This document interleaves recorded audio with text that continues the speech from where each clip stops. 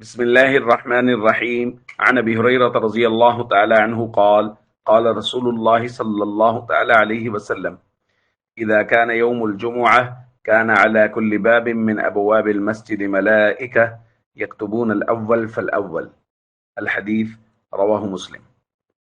نبی کریم صلی اللہ علیہ وسلم نے ارشاد فرمایا، جب جمعے کا دن ہوتا ہے تو مسجد کے دروازوں میں سے ہر دروازے پر فرشتے ہوتے ہیں جو آنے والوں کی ترتیب کے مطابق پہلے پھر پہلے کا نام لکھتے ہیں۔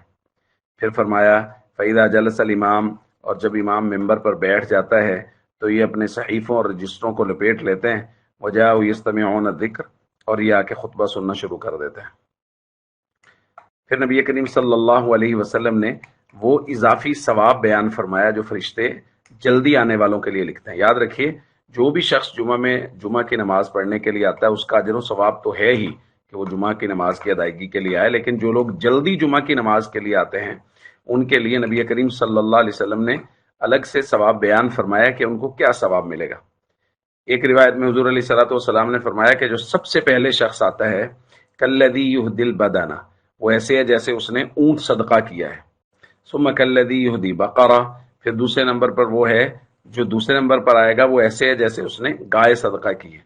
تیسرے نمبر پر وہ ہے جیسے اس نے مینڈھا صدقہ کی ہے۔ چوتھے نمبر پر وہ ہے جیسے اس نے مرغی صدقہ کی ہے، اور پانچویں نمبر پر جیسے اس نے انڈا صدقہ کیا ہے۔ تو ایسے درجہ بدرجہ اضافی ثواب عطا کیا جاتا ہے جلدی نماز جمعہ ادا کرنے والوں کے لیے، یعنی مسجد میں آنے والوں کے لیے۔ دوستو، ہمارے ہاں یہ بڑا مسئلہ ہے کہ اگر کسی آدمی کو مسجد کے خطیب صاحب کی تقریر پسند نہیں ہے تو وہ کہتا ہے، یار خطیب صاحب تقریر کرتے رہیں گے تو میں نے کیا کرنا ہے، بس میں جمعے کی نماز کے وقت چلا جاؤں گا۔ یاد رکھیے، مسجد میں جانا، جلدی مسجد میں جانا، یہ تقریر سننے کے لیے قطعاً نہیں ہے۔ یاد رکھیے، یہ تو حکم ہے باقاعدہ کہ جلدی مسجد میں جائیں تاکہ اضافی ثواب حاصل ہو۔ ظاہر ہے جب جلدی مسجد میں جائیں گے تو مسجد پہنچتے ہی مسجد میں بیٹھنے کا ثواب ملنا شروع ہو جائے گا، وہاں ذکر و تلاوت، درود پاک، جمعے والے دن درود پاک کی فضیلت ہے وہ حاصل ہونا شروع ہو جائے گی۔